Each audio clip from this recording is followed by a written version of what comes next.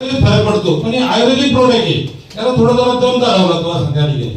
आणि आपण काय होतं, एखादा आजार झाल्याच्या नंतर उपचार करण्यापेक्षा न होण्यासाठी उपचार करा. आता ऍक्च्युली मला त्रास काहीच नव्हता, एक आमच्या भाषेत उपचारात्मक आणि प्रतिबंधात्मक त्या ठिकाणी. आता काही लोक मी तालुक्यात पाहतो प्रतिबंधात्मक उपचार करतात, म्हणजे आजार झालं गुडघे दुखतं त्या ठिकाणी, आणि काही लोक मला फरक नाही. तसं नाही, कसे आयुर्वेदिक प्रोडक्ट आहे, याला थोडा उशीर लागतो, थोडा करा आणि सातत्य ठेवा.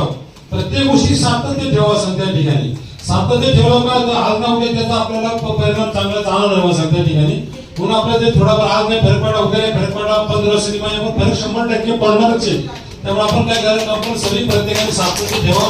त्याचा रिझल्ट 100% चांगल्या स्वरूपाच्या ठिकाणी.